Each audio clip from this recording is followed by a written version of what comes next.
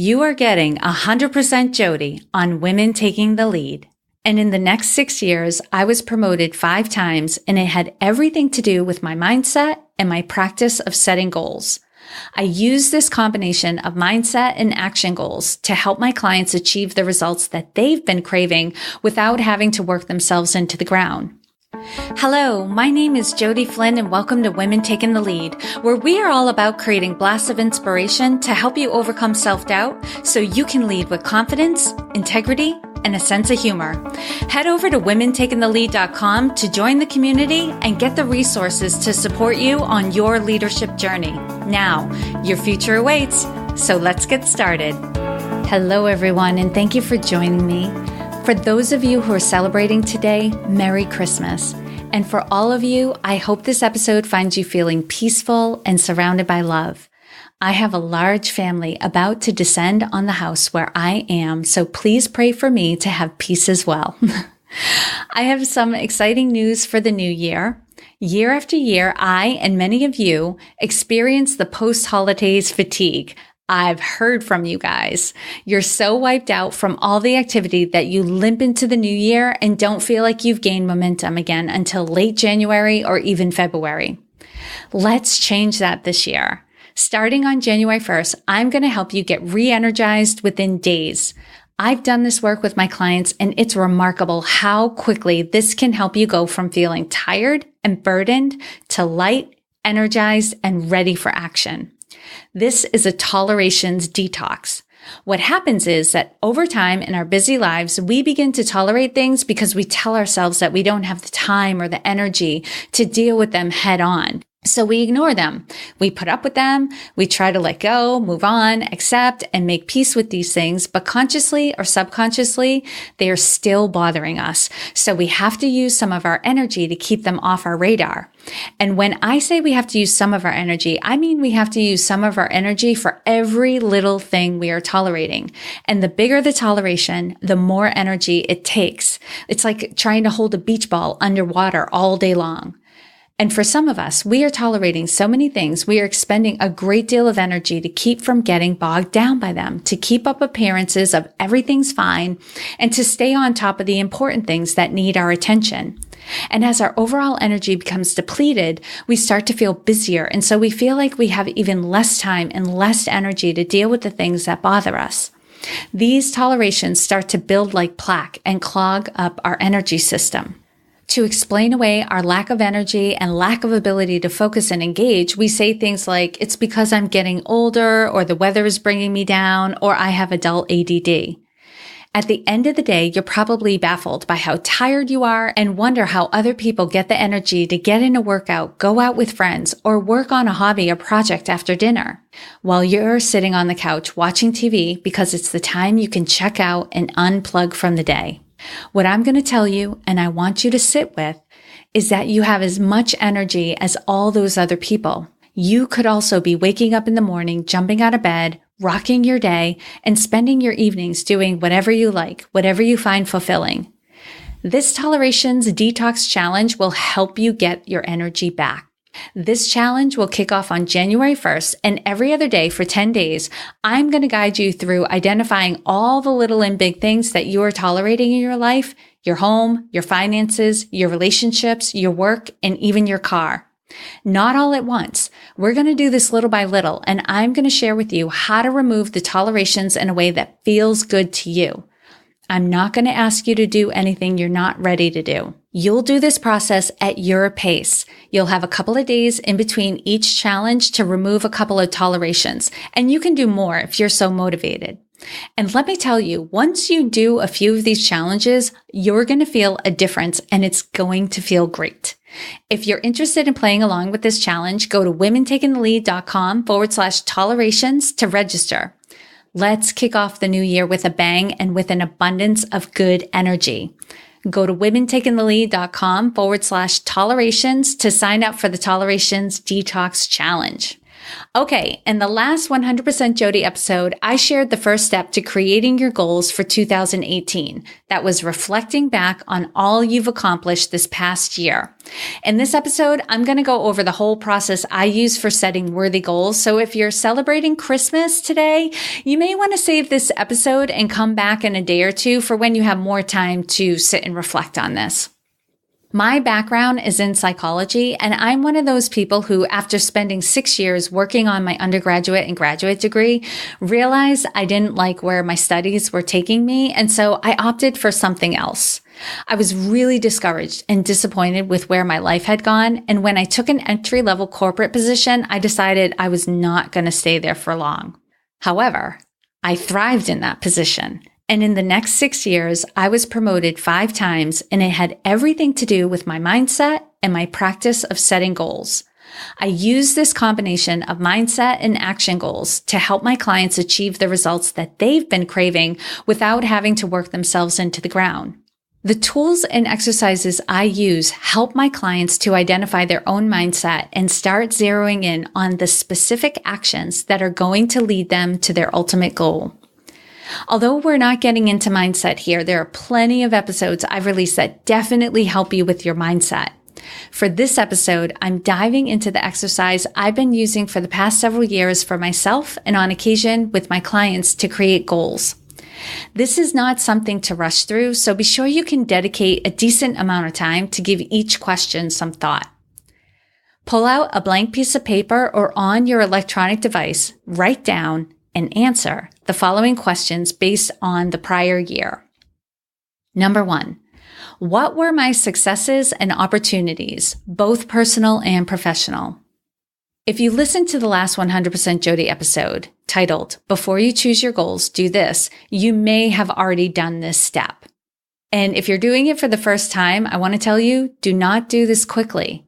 Really dig deep and look at every area of your life, health, finances, relationships, career, spirituality, personal development, etc. Ask others to help you with this one if you don't have a good list going after a little while. We often dismiss our successes thinking they are no big deal, but they are a big deal and they should be acknowledged. Number 2, what are the lessons I learned? This one may be easier to come up with if you're someone who tends to focus on or beat yourself up over mistakes. Think of the things that happened this past year that prompted you to think, I won't be doing that again. Number 3, what surprised me? It's the unexpected that helps us to make our blind spots a little smaller. What results, outcomes, opportunities, or consequences did you not expect, whether they were good, bad, or neutral? Number 4, based on my values and who I really am, what do I want? Don't hold back on this one. Be honest about what you want to happen in the coming year. Don't worry about how it's going to happen. You'll use this section later to calibrate your answers to make sure your goals are worthy of you. These can't be things that incrementally build on the goals you've accomplished or did not accomplish last year. The goals you create must reflect your values and focus on creating rather than changing a situation or relationship in your life. For instance, the goal would not be to lose 10 pounds. A goal that is worthy of you is to wake in the morning feeling refreshed and energized, comfortable in your own skin. Part of attaining that goal may include changing your nutrition or getting more activity in your day, but 10 pounds is arbitrary and does not guarantee you'll feel energized. To feel refreshed and energized in the morning will call on more than diet and exercise and will have a greater ripple effect than the scale moving or your clothing size changing. So for this question, based on my values and who I really am, what do I want? It's really the experience you want, that feeling of being refreshed, energized, comfortable in your own skin.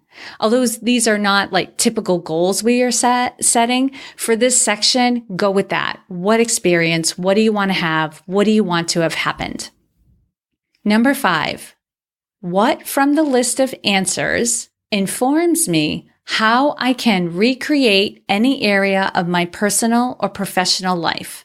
Circle or highlight the ones that stand out. You're going to go back to what you answered in the first 4 questions. and you're going to circle the things that jump out at you. Or if you're on a device, you can highlight them. And of the items you circled or highlighted, pick 4 or 5, and some may be so similar you can combine them. These are your focus areas in 2018. So the final step, number 6, is to define your overarching goal and set milestones. From here, you'll create the goal, the plan, the milestones. Milestones are actually just smaller goals that will help you to achieve your overarching goals. You will also use these focus areas to weigh whether or not you need to let some things go or take advantage of new opportunities. Create your goals or metrics based on your focus areas. For example, if your focus area is to increase your income or profitability margin, you'll want to define what that means. It may be to make $5,000 more than you made last year. A metric for that may be to ask for a raise, start a side business, or improve your retention rate. Whatever it is for you, you'll come up with that milestone, that metric that will help you to achieve your goal. Another example, your focus area may be to run a Spartan race successfully. You'll first want to define what successfully means to you. And based on that definition, you'll create metrics and milestones that will help you get there. It may be how fast you can run 5 miles, being able to do pull-ups, changing your eating plan. You might stop eating certain foods because they don't agree with you, or you're going to add in drinking more water or eating more vegetables, or even, doing intermittent fasting to help you with your health. With each goal, create an action plan with milestones that will take you to your goal. Plug in celebrations and rewards for hitting the milestones and get an accountability partner.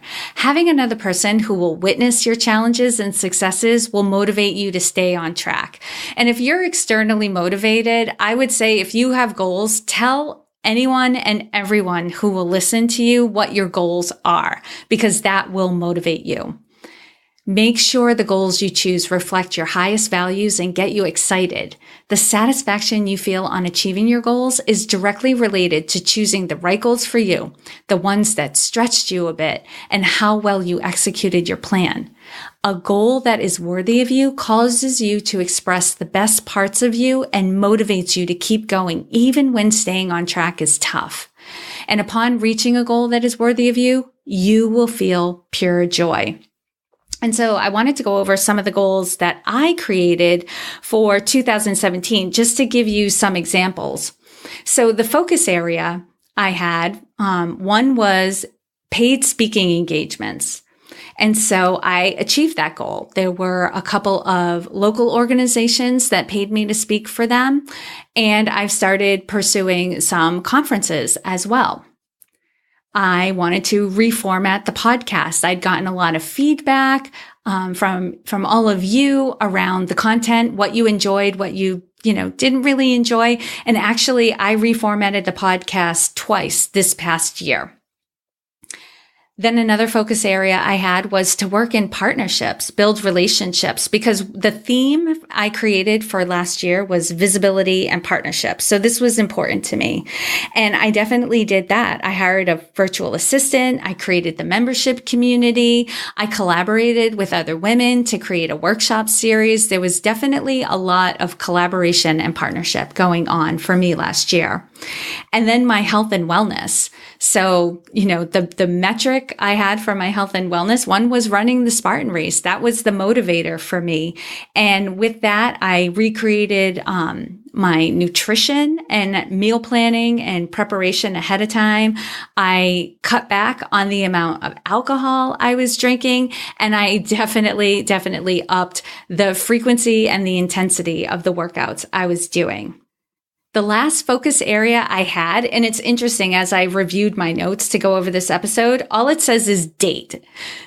And that didn't happen last year. And so this is a lesson learned for me. I did not define this goal, nor did I create any metrics or milestones around this. And it, even as simple as this is, there are still milestones and metrics. So that I took on for this year, that I'm going to make sure every focus area I have is defined, ultimately defined, and has metrics and milestones.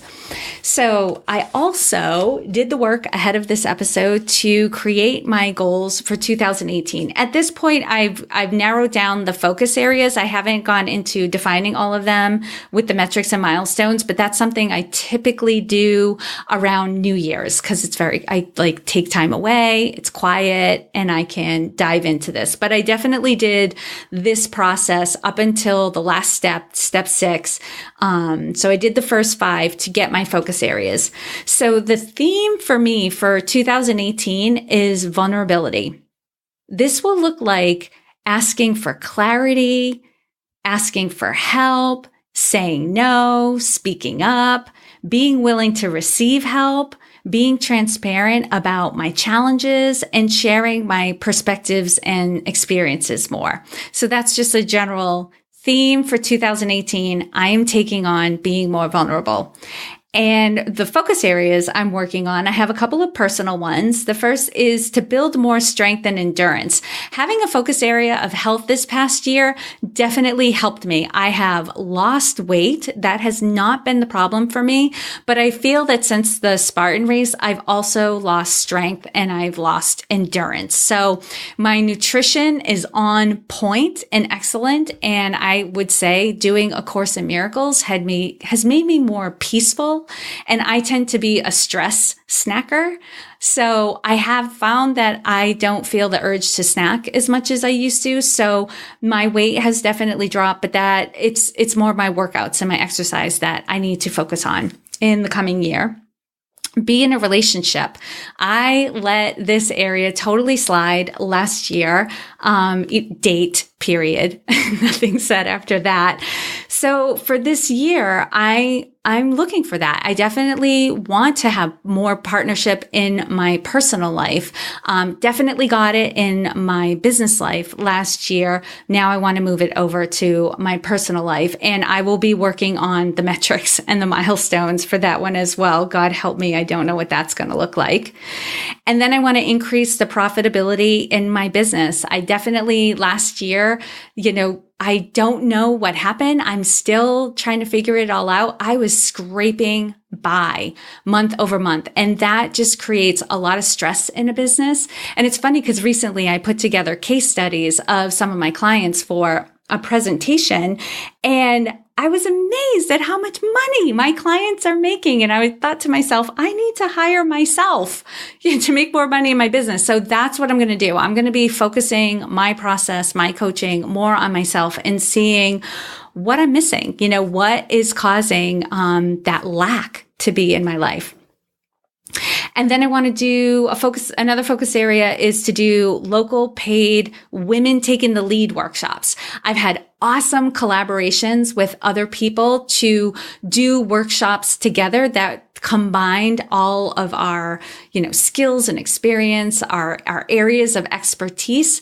But I would like to do some live workshops that are based on the areas that I focus on. And then also I want to outsource a lot. I did start to define and create some metrics for this one, just because it was right there for me. The podcast production, social media, email management, and more if I can. But this goal is definitely dependent upon my third focus area, which is increasing profitability in my business. So as I become more profitable, I will be able to outsource. So they'll be based on each other. So I would love to hear from you. If you have a chance over the next week or two to go through this process and create your focus areas, and if you get so far as to create the milestones and the metrics and the plan for achieving in these focus areas, I would love to hear from you. Don't hesitate to reach out to me. You can reach me at Jodi, Jodi, at womentakingthelead.com. I love hearing from you guys. So please do reach out. And if you want to set yourself up for a great new year, year by playing along with the Tolerations Detox Challenge. Go to womentakingthelead.com/tolerations to register. Again, that's womentakingthelead.com/tolerations. And that's going to start January 1st. So if you're listening to this before then, hop on that. As always, I hope this was of value to you, and here's to your success. Thank you all for joining me on Women Taking the Lead. And to strengthen you on your own leadership journey, I'd like to send you off with a quote from Marianne Williamson, so here goes. Our deepest fear is not that we are inadequate. Our deepest fear is that we are powerful beyond measure. It is our light, not our darkness, that most frightens us. We ask ourselves, who am I to be brilliant, gorgeous, talented, fabulous? Actually, who are you not to be? You are a child of God. Your playing small does not serve the world. There is nothing enlightened about shrinking so that other people won't feel insecure around you. We are all meant to shine as children do. We were born to make manifest the glory of God that is within us. It's not just in some of us, it's in everyone. And as we let our own light shine, we unconsciously give other people permission to do the same. As we are liberated from our own fear, our presence automatically liberates others. Again, thank you for joining me, and here's to your success.